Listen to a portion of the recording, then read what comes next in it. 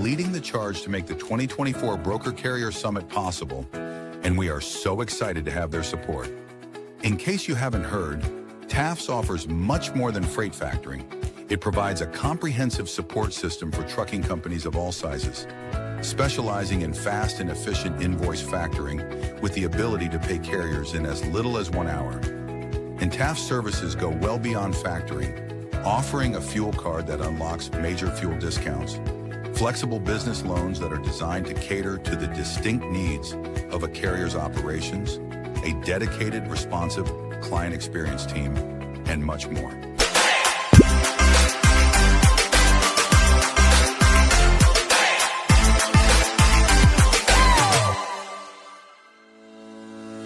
Blackbox Logistics is a 3PL freight brokerage based out of Birmingham, Alabama. Blackbox Logistics was formed in 2020 by 3 friends, Logan Dyer, William Graves, and Will Hopkins, in a basement office with the goal of bringing transparency around the clock communication and hassle-free customer experience to the table.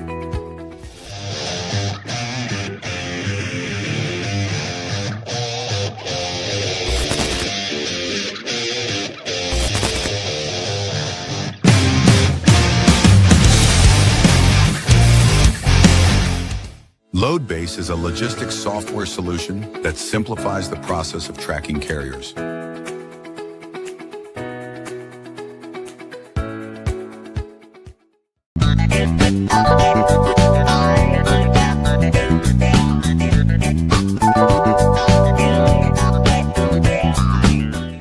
Multi-service fuel card, the industry's first fuel card, was created by an over-the-road truck driver in 1978 to offer a safe, simple, and cost-effective way to handle fuel and trucking expenses. Initially, it addressed safety concerns of carrying cash on the road. Today, it combats advanced fraud with best-in-class technical and personal support.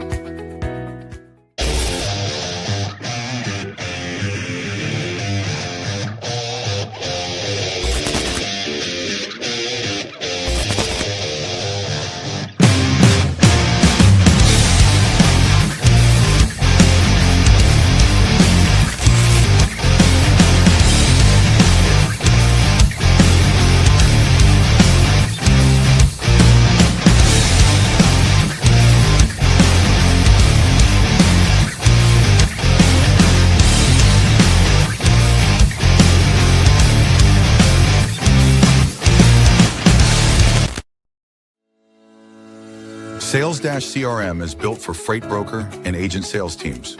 Manage your shipper prospecting and follow-ups. Organize your carriers in the lanes they run.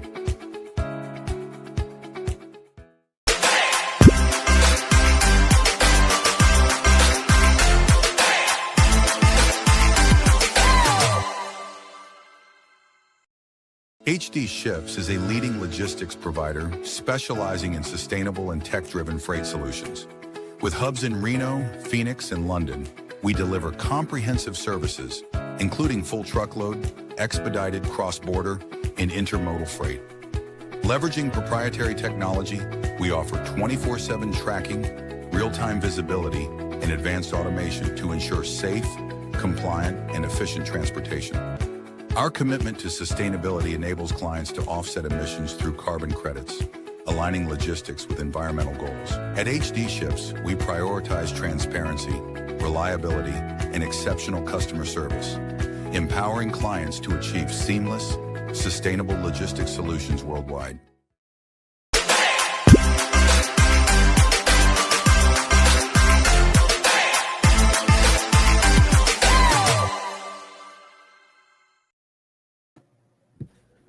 Happy Thursday. Yeah, happy Thursday. How are you?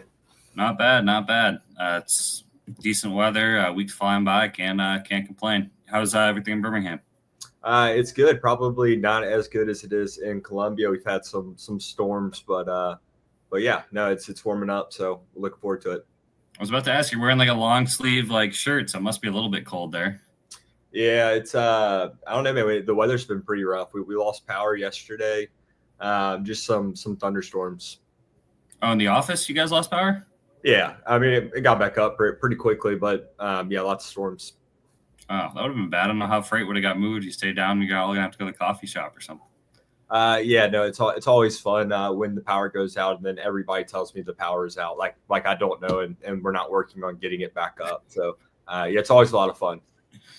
Well, shout out to our sponsors, Multi-Service Fuel Card. They've been around since heck a lot longer than Will and I have been alive. I think one of the longest fuel cards out there. Jessica, Patricia, fantastic. They have a card for brokers too. It's a great company. They get involved with the Broker Carrier Summit a lot.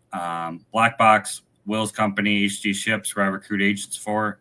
Load Base, we had Stan on the show about a month ago. Great tracking software. Will's demoed the product. Maybe Will wants to talk more on that, but yeah, it's real-time visibility. So a lot of the tracking software out there pings on timed intervals. So Stan's product's cool because at any moment you can see a live update of where the driver is. Interface is also super clean. Reminds me of like an Apple product. So great product there. So if you're in the market for tracking or just want to explore options, they also support Mexican phone numbers. So it's a big plus as well. Oh, I forgot that. That's pretty cool. Sales-CRM. I feel like you guys are golfing. Josh is coming down there golfing once every couple months now. Yeah, it was just the one time besides the opening. But yeah, no, that's Sales Dash is great. They've got some new stuff rolling out. Black Box uses it. We love it. It's freight centric, so it comes built out as you need it. You don't have to go in the back end and add a bunch of stuff. So no, we love it. Yeah, we have some agents that use it too. Absolutely fantastic. And our banner sponsor, Taft's Top 10 Factoring Company, Kansas City based company. Rob, Ryan, I think they have people answering the phone until 12 o'clock. At night, great customer service, great rates, just great people all around. Yeah, they'll be at the Broker Carrier Summit as well. So if anybody tuned in will be up there, make sure to get in touch with them. Well, man, I'm pumped about this show. The first podcast that I actually ever went on was Freight Caviar. And we're kind of spread throughout the world today. You're in Colombia, I'm in the US, and then Paul's joining us from Poland. Yeah, we've had a couple shows. Well, last week, what did we have? I was in Colombia. You were here, and then where was why am I blanking on this? Reed, he was in Arizona. No, maybe it was sometime about the week before then. I'm thinking about the week before, probably. I'm not sure. I'm blanking too. Okay, I'm blanking too. That's the problem with doing the show. I got a Red Bull, but we never do shows at like 9 a.m. I think it's the first time, but obviously we're flexible. But yeah, I'm not quite up to speed awake yet. We'll get you there. We'll go ahead and bring Paul on stage. Paul, thanks for joining us. Thanks for having me. Looking forward to talking to you guys. Yeah, 100%. So, man, most of our audience will likely know who you are, but you've got a really cool story. So will you kind of run us through that, the cliff notes, kind of how you got into logistics, your experience, and then kind of how you spun that off into Freight Caviar, and now, of course, you're involved in. Seems like you got a handful of companies: ShipperCRM, Freight Caviar. I'll let you take it from there. Sure. Yeah. So basically, I was at U of I, University of Illinois Urbana-Champaign, and I was doing a psychology bachelor's degree, and I was like, all right, like I want to do my master's, but at the same time, I don't want to take a bunch of student loans, and so I went to like the career fair, and I was walking around, and all of a sudden, I bumped into my fraternity brother, Danny Bazelon, and he's like there at a booth with Truck Freight Services, and his father owns a brokerage, and he's like, Paul, you should come work for like my dad. And I had no idea what freight brokerage was back then, and I got an interview, and they gave me an offer, and I was like, this is the only offer I have. It's making $33K a year and paying, commission after 6 months. But I'm like, honestly, that sounds better than anything other opportunity I have.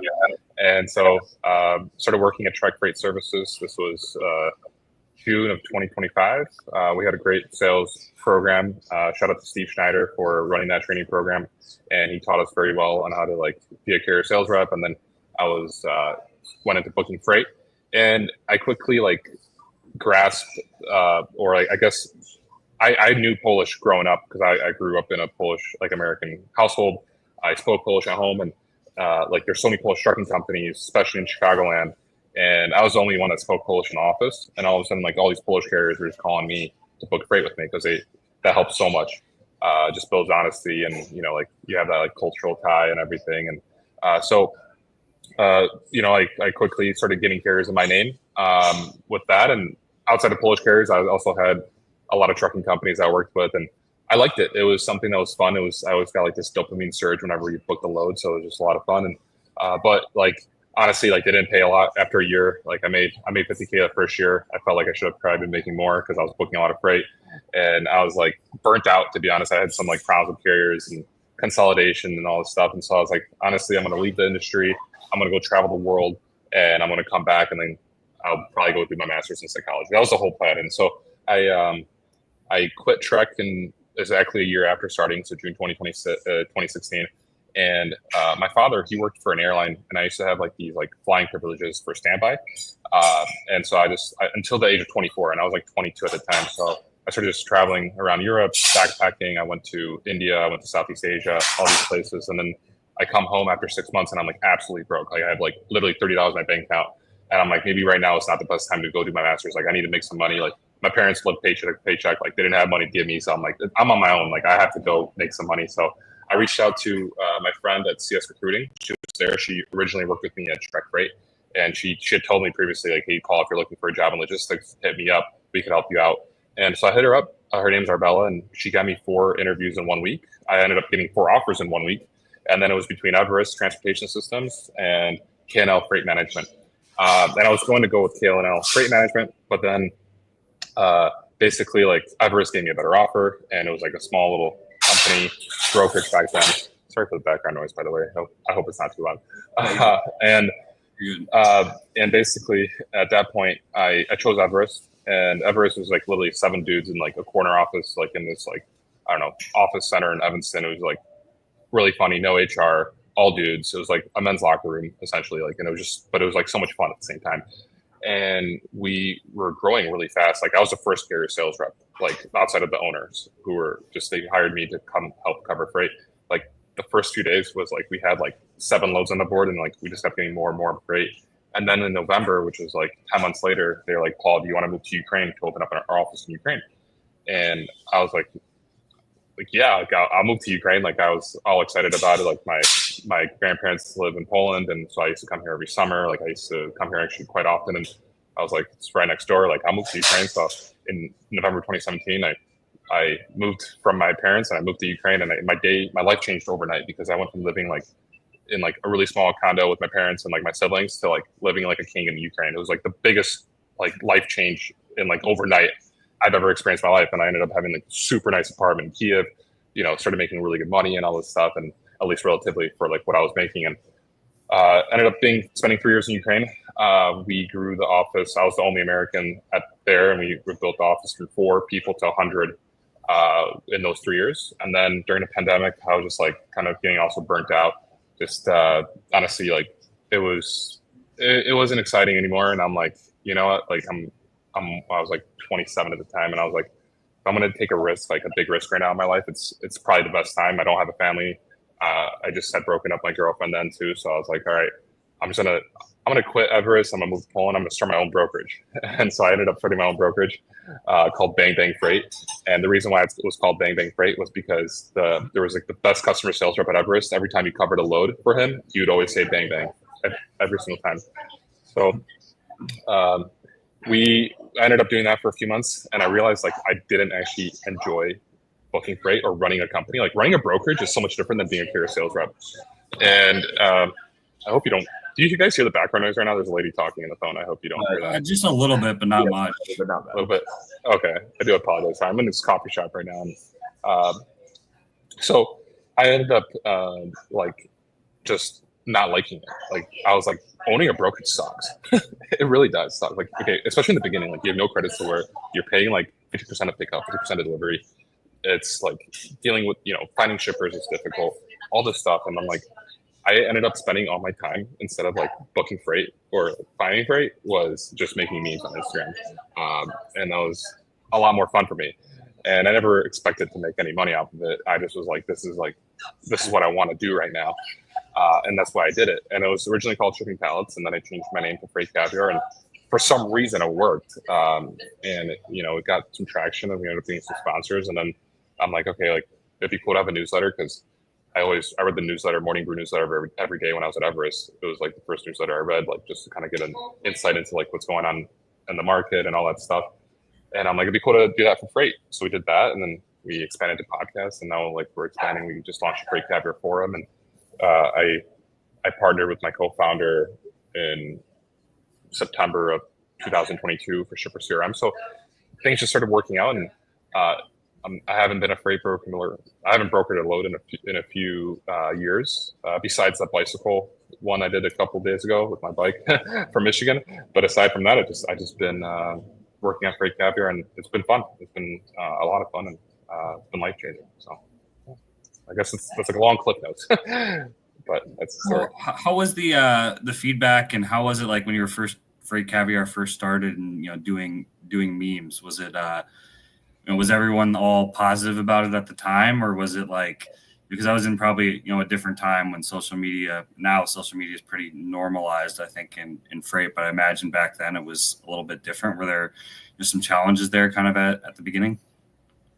You know what? It's funny because like I started only on Instagram, so I wasn't even on LinkedIn then. It was only Instagram. This was October 2020, and I had just quit Everest. I was still living in Ukraine. I had like a month until I moved to Poland, and I basically like, okay, so my bio said number one Landstar double broker in Ukraine was my bio on Instagram.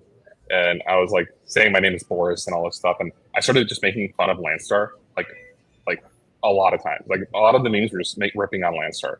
And then I wake up in January, 3 months later, with like, I had 3,500 followers on Instagram at that point. And I get an email from Instagram saying that your account has been deleted because Landstar, like corporate, reported you to us. And I woke up to my account being deleted with 3,500 followers. And I had to talk to Jeffrey, the lawyer from Landstar, and I basically promised him I'm never going to make fun of Landstar again if he just unblocked my account, because it was a terrible day for me. And so that was kind of one of the hurdles in the beginning. And then we didn't get into LinkedIn until like August of 2021. So that was like almost a year after I started the page on Instagram. So that was one of, like, I guess, one of those hurdles I had to go through. Have you made fun of Landstar since? Have you kept your word on that? I haven't. Like, I mean, so making fun, I guess, like, I maybe like poked at them a little bit, but I wasn't calling myself a double broker that works for them, like, which I think that was like the biggest problem they had. It's like with it all. So, and I probably shouldn't be saying this on my like channel right now, but at the same time, like, it's just the honest truth. That's what happened. And, have you had that happen with any other companies? Like, obviously, you publish news stories now about different things happening in freight. You're obviously making memes about other companies. Has anything like that happened since, like, ever got a cease and desist from a brokerage, or saying like, hey, you need to not, like, how common is that, I guess, in kind of like what you're doing? I've gotten a decent amount of cease and desist letters. I maybe like decent amount, I don't know, like 3 or 4. And it was just basically like, like, remove this, like, and like I know one of them was from Fox Freight, because like we kind of like, I guess, like wrote negatively about their financial situation, which is like reported on from like a situation that a factoring company like stopped working with them. And so they sent us cease and desist, and I think that was the right thing to do, because like we learned a lot from just situations where it's like we can't be posting stuff without like verifying like a lot of it. We can't just take someone's IG message and be like, yo, this is news or this is a fact. Like, we got to be cross verifying, and that's kind of the things that you learn, because like I never got a journalistic degree, so like like now with Freight Caviar having a newsletter and having articles, like there are obviously ethics of journalism that I don't know about, that I've learned, that it's like, okay, like in order to like this actually be a story that we could post, like we should have like references, we should verify these points. So like there was a few stories besides that we had some problems with, and I think right now we're at a point where like we've kind of understood and learned like what we could do and we can't do. So like we've been more conservative in the sense of like what we publish now, just making sure that we verify stuff. That's pretty neat though, because I don't know, looking at it from an outside perspective, it's almost like the hurdles, right? Like a cease and desist letter is almost an indicator that you've kind of like reached this level of like outreach, right? So just starting, it's like shipping pallets, like shit posting memes maybe. And then it gets to this level where like you're reporting stuff, and then like you have these companies like taking the time to get large, like cease and desist. It's like, oh damn, like we've like really turned this into like a legit operation, right? Which is it's really neat to hear you talk about and say like, yeah, I enjoyed making memes, and then to see it come full circle, and now it's kind of like a, I mean, I don't know, like combining entertainment with news. And it's like, yeah, pretty much everybody knows Freight Caviar in the industry now. Yeah, I mean, it's been fun. It's been cool, and like I'm gonna just go outside so the music's not. Very good. So Mobile. Yeah, I mean, it's been cool. But it's taken time at this, you know, because it's been almost 5 years since we started, and you know, like it wasn't overnight. And one of the things that I've learned is that like everything takes time. You know, like whatever you're gonna be working on, and as long as you're persistent, like it's gonna work out. That's like one of the key takeaways I've had in life.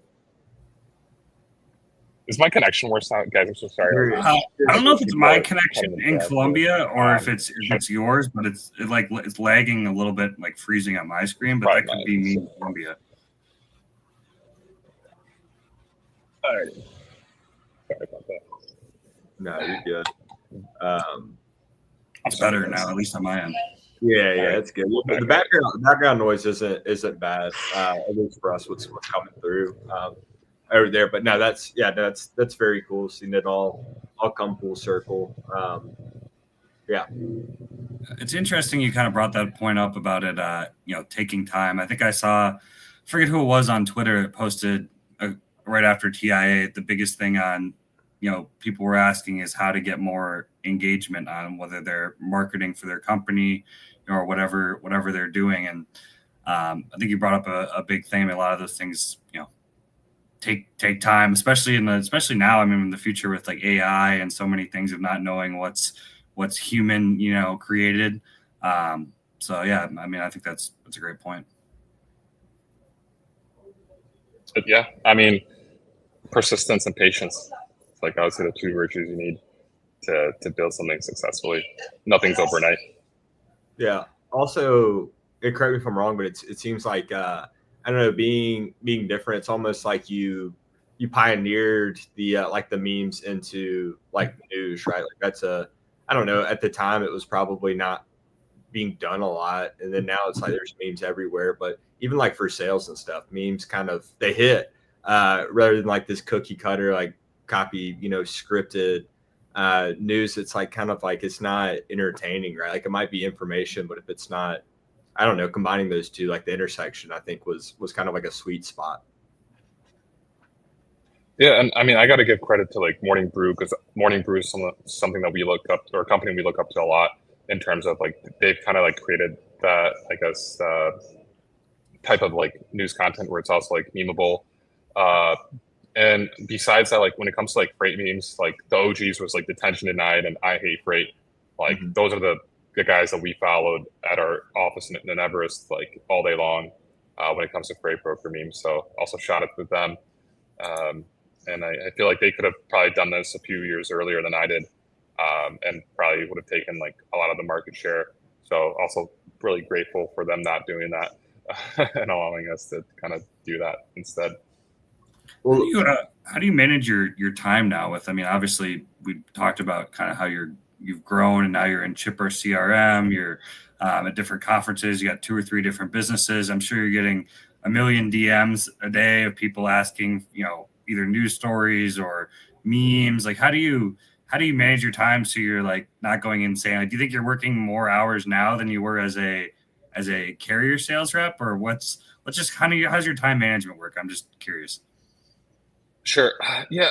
My time management thing is like all over the place. Like today, like for example, like I woke up, I have like this mind and body coach. So I had a meeting with them for an hour, and then I had to drive to like Lublin where my grandma lives, which is like a 2-hour drive. I had to get my tires changed. And then because of the jet lag, I literally like couldn't like stay awake. I had to take a nap for like an hour and a half.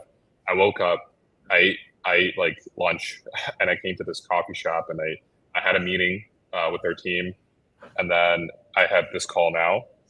And in between those, I also had a couple meetings with my team too, and like we got the newsletter put together. Luckily, I do have a team who's been very, very like helpful and like kind of like taking on tasks and doing a lot of stuff. When it comes to like time management, my schedule, like I wish I had more of a routine, but it seems like every day is just different. And I don't think I work more nowadays than I did back then. But at the same time, I feel like a lot of stuff that I do doesn't feel like work.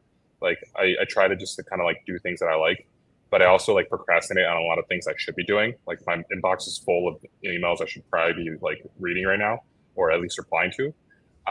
So I don't know. I have a lot of problems with concentration on stuff I don't like ADHD, like all that, like very, like I'm all over the place all the time. And there's obviously, it's helped me like from like the creative kind of side of things when it comes to content. It's pretty helpful. But when it comes to like organizationally, like internal stuff, there's been times like where like I should be more on top of things for sure. But I know it's a work in progress. That's one. But yeah, definitely my team's been very helpful.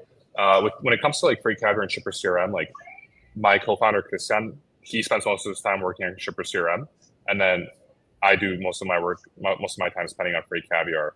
So we kind of just like, I help a little bit on ShipperCRM. He helps a little bit on free Caviar, but that's kind of how we split responsibilities when it comes to that. So yeah, I mean, but overall, like, I don't know, like what I really like about my schedule nowadays is the fact that like I kind of like do whatever I feel like doing. And I'm not very organized when it comes to like a routine.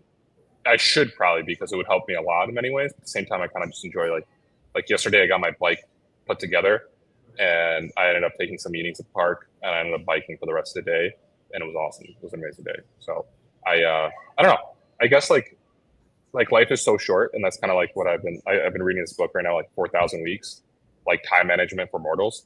And it's like, there's all these books about time management and like how to make the most use of your time. But at the same time, like we're all gonna be dead very, very soon. Like 80 years, like is 4,000 weeks. And the last 4 weeks of my life have been like a blur. I don't even know how they flew by. And that's like, out of 4,000 weeks, it just seems like life's so short. It's like, I don't want to do stuff I don't want to do. And I know there's going to be some gurus out there that like, you got to like do all like the hard things. And you may be right. But at the same time, like for me, I'm like, I don't know. Life's been fun living kind of spontaneously and just kind of like going with the flow of things and not forcing things. So I think that's so true. I mean, I agree with you. I can relate to a lot of the vast majority of what you said. And I think there's a lot of people more like us with that mindset who, just kind of, I also struggle with things I don't really want to do and I probably should do. And sometimes organization, and things like that. But as you said, I mean, it brings out creativity too. So yeah, I think there's a lot of people that are probably like the, guru mindset. You need like a special routine, this, and this. But I think there's a lot of like free-spirited people too, kind of view it similarly to how you and I view it too. I think there's a good mix of both, which I think is needed. So I don't know what Will's thoughts are. For sure. I'm gonna check out that book. No, I think there's a lot of power in that freedom, what you're talking about, right? Like just doing what you want, like finding a way. It seems like you've built a life that like you enjoy living, right? And I think a lot of people get caught in not able to do that, right? So I think that's a beautiful thing. And yeah, I wish I was more like you guys, where it's kind of like go with the flow. I am pretty like structured and routine, and it's good and it's bad. I mean, I think there's pros and cons to both, but I do wish I had a little bit more of that in me that you guys are describing. So no, I think it's a cool concept. Yeah, and I think if you're an owner of a brokerage, it's like almost impossible to live the lifestyle I live, because like there's so many urgent tasks that need to get done ASAP. Otherwise, your customer's going to get upset with you, and you're probably, not going to move the load. And that's one of the reasons why, like, I was like, I can't be in brokerage anymore, because it's like this is just it caused a lot of stress for me, and it just like it was fun. I like booking freight, but there's also a lot of that stress, and I feel like if you do have a brokerage, you have to have a structure in your team, The which is so difficult. Yeah, the like a newer concept I've been exploring is like the true cost of things, like taking away monetary value and then considering it in terms of like what you're describing, like stress, time, life, like Mm-hmm. the true cost of like, okay, like if I want this thing or like this brokerage, and but like the true trade-off, the sacrifice to get Yep. like end goal, not just like what you would consider like whatever, like the true cost, like the time. And then you really at the end of your life, you're going to look back, most of us probably, and like time's going to be the most valuable commodity, right? Like at the end of your life, if you have all this money, you can't trade that money for more life. So if you were to go ask like Warren Buffett or somebody, like, hey, would you give away, 50% of this to be, 26 again? Like you probably would do it in a heartbeat. But then for whatever reason, maybe I think it's big in the US, maybe like this culture, like this hustle culture. And it's like so hyper focused on these like materialistic things. And man, like I'm like real bad about it. Like I want this stuff. So then like I truly sacrifice, but then if I take a step back and like really reflect on it, it's like, man, is it worth it? And I go back and forth. So it's like, it's one of those things I think everybody should like really like think about and consider. Like I don't have all the answers, but it's a cool thing to explore. For sure. And honestly, something that's been very helpful for me this year is like meditation. I started doing meditation beginning of this year with my mind and body coach. And like, it's been kind of unlock of like deeper thoughts and like just kind of like a lot of insights from me. Literally a guy cutting grass right here. And I hope you guys hear this. Barely. It's like, it's all good. Okay, good.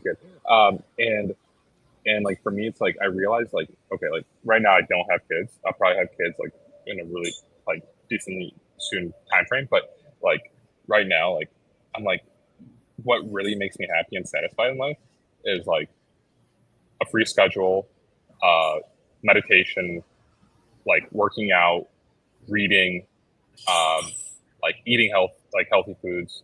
And I'm like thinking like about this like material wealth, like obviously like it's nice to have material wealth because it helps you like in like, it helps you in many ways, like not have to like be so stressed out. But at the same time, like if I were to be broke right now, if I just say, for example, I lost everything, I know for a fact I'd still be very happy because like life is the biggest gift you could ever receive. And like I will figure things out. And honestly, like sometimes I'm like, damn, like even if I lost everything right now, it might be like a cool experience to kind of like see how I'd rebuild myself.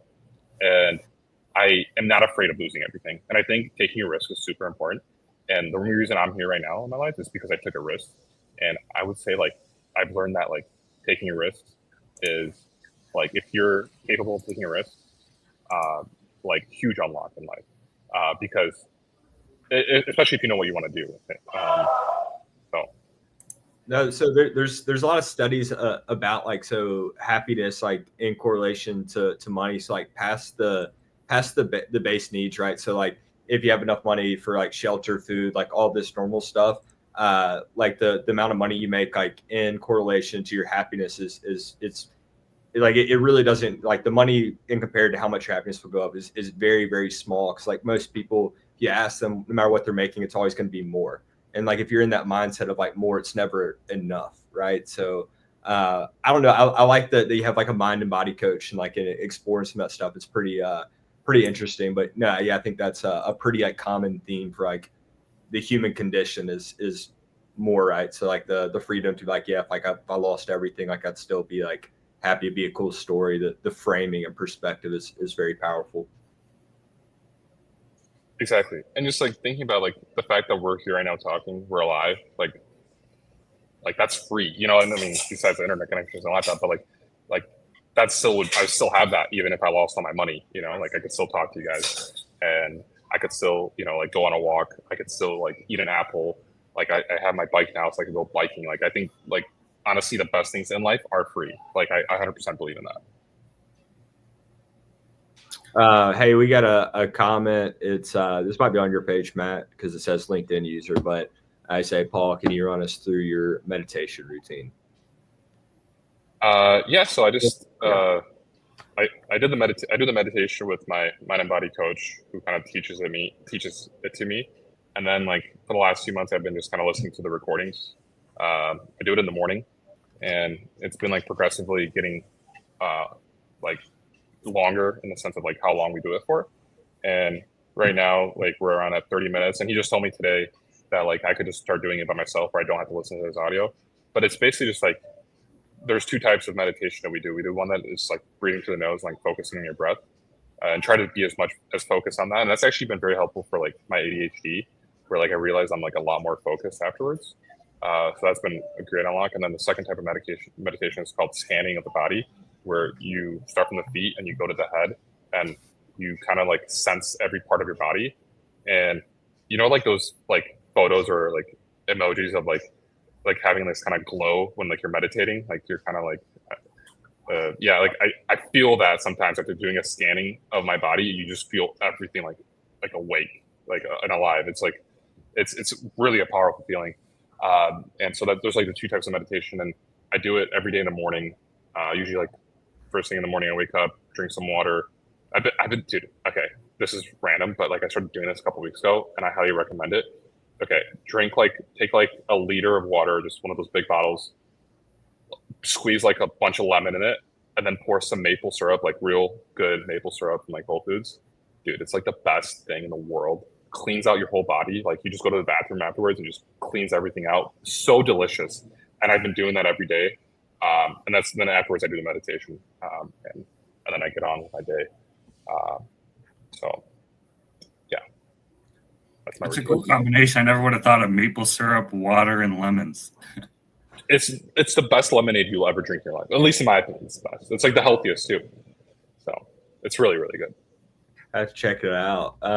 Yeah. So with the meditation, just kind of like diving kind of like deeper into this. So what do you feel like, cause I don't know, I've dabbled in meditation, but what do you think are like the main benefits you get from that? Like, do you, I don't know, I guess the way I see it, a lot of people are kind of like on autopilot. So we're talking about like this body scan, this meditation in the morning, like being aware of, I don't know what it's done for me. Like when I have done it, I'm not doing a whole bunch of it right now, just like awareness of like why I'm doing what I do. And like giving me that kind of perspective. What are kind of like the best, benefits you get from it, or yeah. Can you touch on that? That's a great question.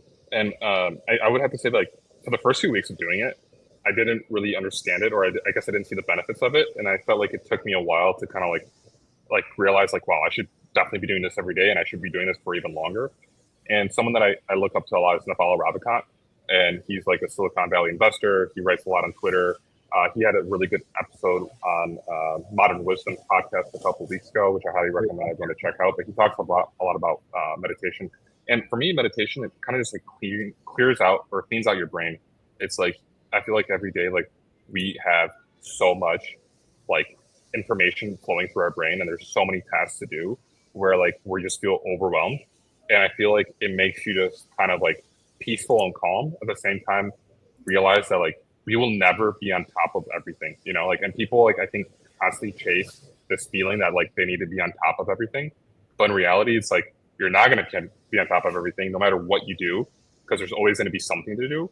And it's like this realization that like, hey, like life is still moving forward. Each day is passing, and it's like, just enjoy it, you know, be grateful for it, love it. And I think, well, besides that, it's giving me a lot of good ideas inside of the business and personally, where like I have a lot more empathy towards people, and it just like, it's got me a lot more connected with myself spiritually. And that means like I can understand other people better. Like it makes me want to spend, like, at least that from the ideas that I have, like it makes me want to spend a lot more time with my family. It makes me want to be more present, more focused, because I used to just be like constantly in my mind thinking about the next thing I got to do.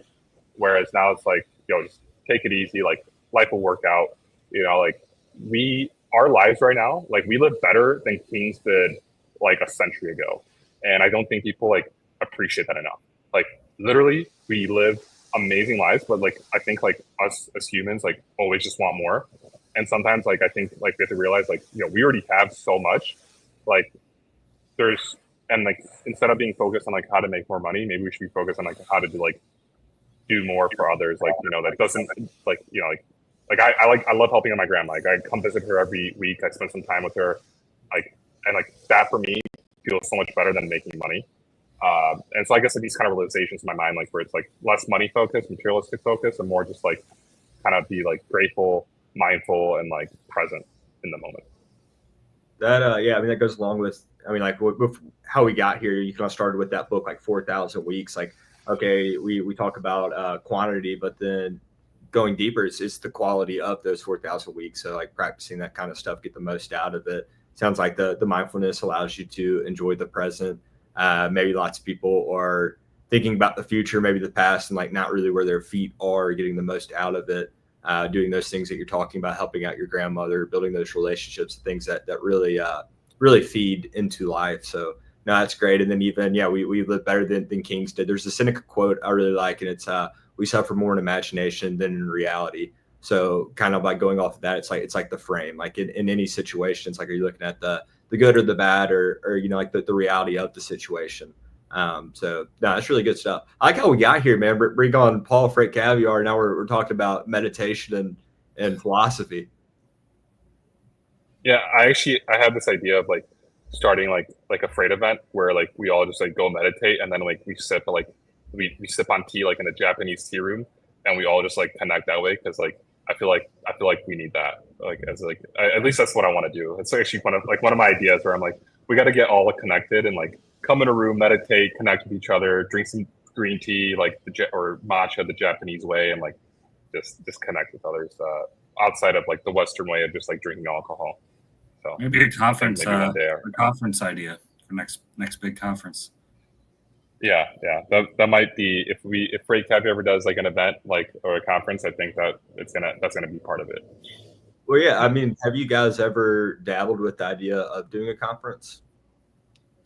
Yeah, so like right now, just to like give you some ideas of where I'm at, like what excites me. So like here's the thing, like we're finally at a place right now where it's like, okay, like we have some, like I guess consistency or some kind of like we've built up to like a form of security in the sense of the company where like we're established, like we have sponsors like that are committed and all this stuff, and right now like I've come to this other phase, and this is also via meditation, like what I want to do next. One of them is like this focus on like documentaries. I want to do a lot of Freight Caviar documentaries. We were in Mexico 2 weeks ago in Guadalajara, and that's going to be coming out in a month. And so I'm really excited about that. I was actually thinking about potentially driving to Ukraine tomorrow because I'm like an hour from the border, and I have a friend who's like right across from me in Lviv, and like there's a lot of freight brokers, like people outsource there, and like I was thinking about maybe just going there for a day tomorrow and filming some content. Don't know if it's going to happen yet, but aside from that, like there's a lot of like Freight Caviar documentaries that I want to put out. That's what really excites me. Like honestly, like if I start thinking about like what I want to do, because like if you look at a newsletter, you look at a podcast, like okay, a podcast, the shelf life of the podcast could be much longer than a newsletter in the sense of like, okay, this could be relevant. Someone could listen to this conversation in 5 years and still benefit from it. With a newsletter, probably going to get stale within a couple of days. Like, it's content that, it's news that, there's constantly more and more news out there. Whereas a documentary for me, like, I'm like, damn, like I'm going to be like 80 years old and I'm going to be like watching this and I think I'm going to love it. And I want to document more things via video. So one thing that really, really excites me is definitely doing more Freight Caviar documentaries. And then the next stage, I think we want to start dabbling in some kind of conference stuff. I don't know yet exactly how that's going to look like or when it's going to be, but it's definitely something in the back of my mind. And it might involve some of those like, unique stuff that I'm talking about. Like, we might have like a Japanese tea room for connecting with people, or a meditation session or something like that, where I think it would definitely be different. It wouldn't be like the regular conference that you go to and like this network. It'd be more unique than that. Yeah, well, keep us posted if you do, and I would definitely go. Got another comment. They're showing up as LinkedIn users. This is a good place for me to shamelessly plug myself. I released a book, so somebody just ordered it. If you're interested, it's a link in my bio. No, I think that'd be really, really neat. I think that the freight industry as a whole could really benefit for something like that. Everybody's so wound so tight, man. It's tough. Just logistics in nature. Talking about like going along the lines with meditation, right? Like the control and just being like worked up. A lot of things are just like, I don't know, take them as they come, right? So I think that it's definitely a stressful job for anybody that's in the trenches, operations, and trucks gone rogue, dealing with everything that comes with it. 100%. So I guess kind of, as we wrap up, Paul, I mean, what's kind of the future? You got any other, besides the conference aspect? you guys, I think I saw a post a while back. You guys have like kind of some big things, in the works, or some big risk you may be taking, coming up soon. Yeah, I mean, in terms of like the risk stuff, like I think the risks excite me more nowadays because of the realization that we're all going to be dead real soon. It's like, am I going to regret taking like a risk when I'm 80 years old? Like at the end of the day, like the basic stuff that we need to live, like that's going to be readily available, and that's like easy to come by. Like, and I think even Seneca like says that. Like, I forgot the quote, but it's like basically like even back then, like 2,000 years ago or whatever, when Seneca was alive, like to become homeless, for example, like that's like a pretty difficult task, and it typically like means that you're probably like an alcoholic or a drug addict or something like that. But like if you're just like if you don't have a problem, like you say like an addiction problem, like you're gonna have food on the table, you're gonna have a bed. It's like, why not make the most of it and do something cool with like the time that you have on this planet? And so with the risks, like I think that's more associated with like maybe like investing some of the money more into like right now we started working with this video agency that is a lot more expensive than what I was used to paying, but at the same time, like I know that they bring quality, and so like that's kind of like a risk that I'm willing to put money there so that like the quality of the product increases. And also like when it comes to hiring, like right now we're kind of like trying to figure out what's like the next addition to our team that we need to like kind of crush it. So I think that's just like, I used to be really, I mean, I am still frugal in the sense of like I don't like spending money, but at the same time, like I want to see where can I invest the money into Freight Caviar that will like yield higher quality product and then more revenue. So that's kind of like some of the risks associated with that, and we have some other stuff that we're working on that I can't really discuss right now, but I guess that's part of it. What was the first part of the question, Matt? Aside from the risks. I mean, that was the main part. It got kind of like the future besides conferences and kind of referencing the post. I think you kind of like answered both questions kind of at once. So that was cool to hear. Sure. Yeah.